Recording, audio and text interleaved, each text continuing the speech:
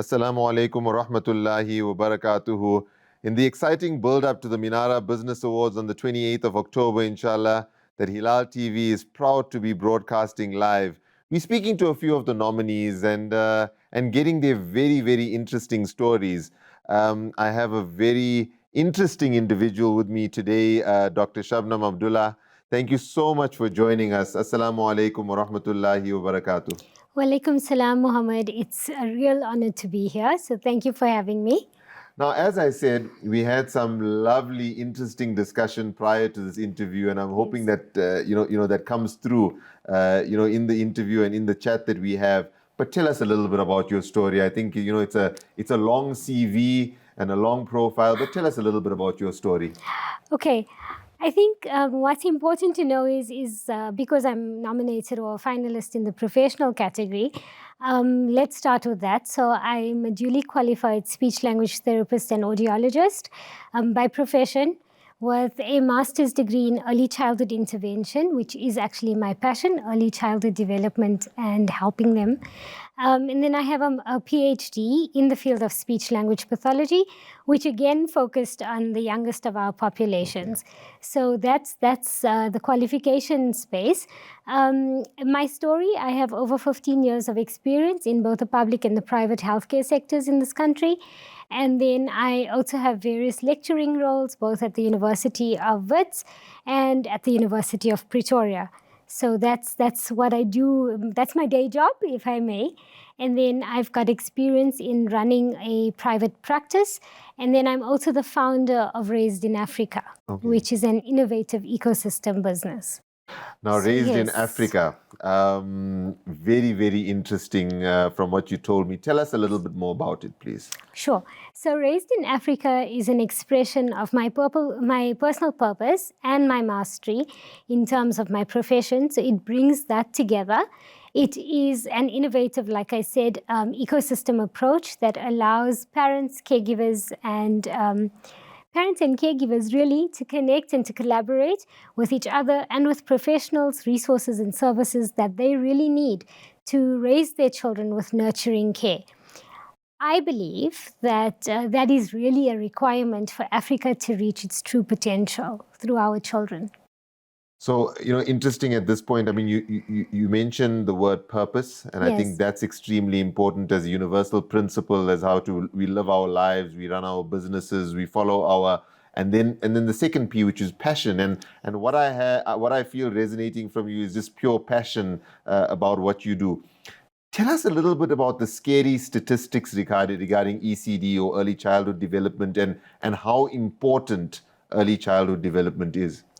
Well, you mentioned the horrid S, statistics, and I'll have you know that, in our country particularly, we have wonderful policies and statistics, but I don't always think they're really reflective of what's happening on the ground. And I think that ECD is absolutely vital because these are our true investments, our generations to come.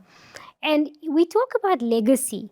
And we talk about passion, but are we really instilling what our kids need for them to create a better tomorrow? And so for me, ECD is about the children, but it's also about the parents. It's also about those people that are raising those children and about what they know and what they need to know. So as far as that goes, I think ECD is about the children, and it's about helping those people who are nurturing them to develop those children. I think that in our country, we have a very strong Department of Basic Education directive, and ECD falls under that. But I think that we need to really pick up the pace, and we really need to make innovative change to make things happen quickly enough in our country. Now, if you were in control of that picture, that narrative, what would be a few of the things that you would do or the changes that you'd like to see at a macro level? That's a difficult one, Mohammed. I wish I could make all the changes I wanted to, but I think at a macro level, I think that we would have to start intervening a lot earlier than we are. A lot of our kids come to school and then, it gets noted that they're a naughty child or that they're not listening because they have no discipline at home. And I think that that needs to change first. So it would be about changing perspectives. It would be about getting the information out there, training parents, teaching them about what is acceptable, what should my child be able to do, what can I expect. And so at a macro level, I would think that it starts not just at school level, but before that. And then helping our parents, helping our caregivers understand, getting the message across there, and then translating that into our schooling system, helping our children to actually succeed, not just to get through the 12 years of schooling, but to actually succeed.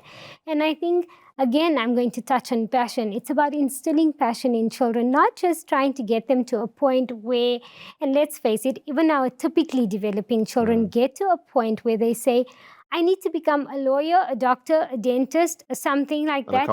An accountant. And that's not life. We've really forgotten to help instill in our children their true purpose and their true passion. But also independent thinkers, right? Agreed. In the world that we live in, and I read an interesting statistic the other day, and I think it's a common statistic that most of the viewers and yourself would probably know, is that the kids growing up today, the jobs that they will get involved in haven't been created yet.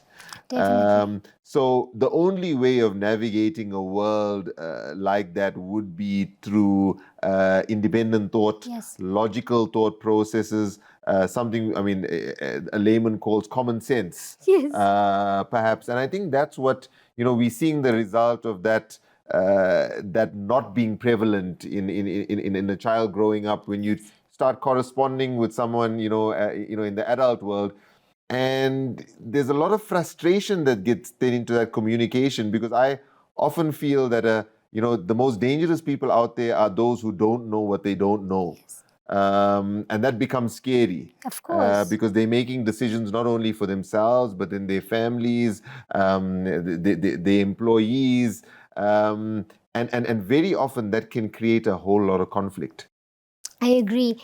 Mohammed, we don't just live in an age of old. We live in an age of disruption, and we need to be able to create disruptive thinkers who have their heads, in a good space, who can think for themselves, who can express their thought. Over the last few years, if you look at the way that we live in our societies, we live in a really fake world where, your likes and your self-worth are based on the number of likes on your Instagram profile. Let's face it. Yeah. We create TikTok videos, but is that really who we are? Are we really instilling a true purpose in the people that we're developing?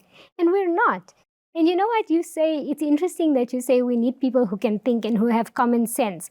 But we also need people who are not afraid to push the boundaries. And we need people who have futuristic thinking too, because creativity and futuristic thinking is how we're going to define those roles that we don't know yet. You're right. Many of those roles haven't been created, but they've got to come from somewhere.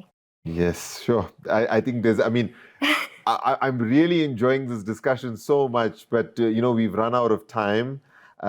Thank you so much for the wonderful insights, and we look forward to hosting you more and more, on Hilaal TV, inshallah. We wish you all the best, with the Business Awards. One last question. What does the future look like for you, inshallah, and what's your next projects, inshallah? All right. So I have a very well-developed research niche in the fourth industrial revolution and its impact on healthcare. And for me, it's not just about research, but my journey is about creating impactful, sustainable solutions. And so it's about creating the data, finding the data, creating the research, and then identifying gaps and creating impactful solutions for healthcare. And on the last note, I have to say that the only way that's possible is if we actually become champions of human connectedness and we work and we learn across industry lines. It's all about sustainability for me.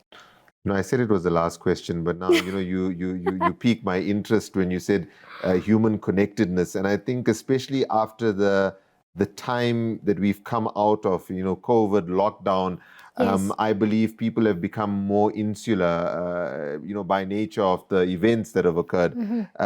but I'm a big believer in human connection and the measurement of connections between people. Because if we can't interact with each other, or we can't do business with each other, we Yes. can't be there for each other, we can't, be emotional support for each other, then what can we be as human beings coexisting? Yes. So I'm very interested in that, and we wish you all the best. Thank you. Thank you for the wonderful work you're doing, and I think we've only touched a little bit about some of the work that you're doing. We hope that we can, as I said, hear a little more from you. May Allah Ta'ala continue to bless you in your Ameen. endeavors and your efforts. And as I said, we wish you all the best. Looking forward to seeing you on the 28th, inshallah, Definitely. and interacting with you thereafter. Lovely. Thank you so much. I also really look forward to interacting with you guys further.